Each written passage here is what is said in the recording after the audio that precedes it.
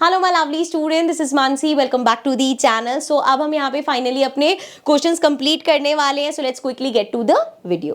Question number 19 है, Soni says that the acceleration in an object could be zero even when several forces are acting on it, do you agree with her, why? So वो कह रही है कि acceleration किसी object का zero हो सकता है इवन व्हेन सेवरल फोर्सेस, उस पर आप फोर्स लगा रहे हो लेकिन फिर भी एक्सेलरेशन जीरो हो सकता है।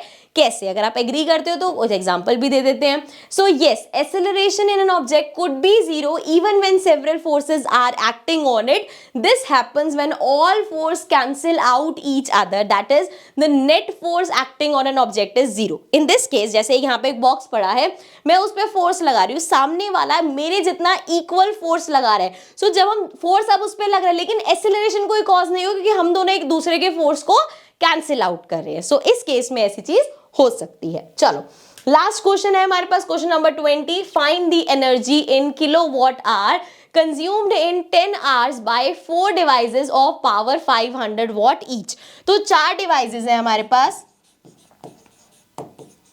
ठीक है, हर डिवाइस है 500 वॉट की। तो पहली चीज, इसको कन्वर्ट करना है किलो वॉट में। सो 500 वॉट को कन्वर्ट करेंगे तो 500 अपॉन में 1000, अरे भाई, अपॉन में 1000 करेंगे, 0 से 0 कैंसिल, 0 से 0 कैंसिल, ये आ जाएगा 0.5 किलो वॉट। अब 4 डिवाइस है, फर्स्ट डिवाइस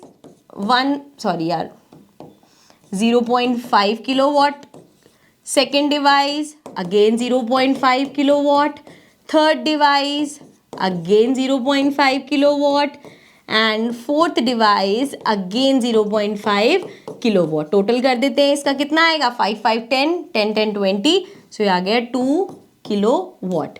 तो हमने यहाँ से निकाल लिया कि जी हमारी जो पावर है वो 2 किलो वॉट की लगी है। अब क्या करना है, एनर्जी निकालनी है। अभी ऐसा क्वेश्चन करके आए हैं, वी नो पावर हमारा होता है वर्क अपॉन टाइम, बट इस केसेस में हम क्या लेते हैं, वर्क और एनर्जी एक ही चीज है, तो यहाँ पे एनर्जी अपॉन में टाइम, ठीक है। तो पावर हमारी है 2 किलो वॉट की, एनर्जी हमें निकालनी है एंड टाइम कितना दे रखा है, 10 आवर्स। तो इसको यहाँ पे भेजेंगे तो हमारी एनर्जी क्या हो जाएगी, 2 × 10 इज 20 किलो वॉट आवर, या फिर हम सिंपल वर्ड्स में कह सकते हैं 20 units. I hope this is clear, this is making sense, अच्छे समझ में आ गया होगा। तो this was question number 20। I think एक क्वेश्चन और है, लेट मी चेक। हाँ जी, सो लास्ट क्वेश्चन 21 है, 20 नहीं था। A freely falling object eventually stops on reaching the ground, what happens to its kinetic energy. अब वो कह रहा है कि जब कोई ऑब्जेक्ट एक हाइट से गिरता है, हमने बोला कि उसमें पोटेंशियल एनर्जी होती है, जब वो फॉल करता है क्योंकि मूवमेंट आया तो काइनेटिक एनर्जी हो जाती है।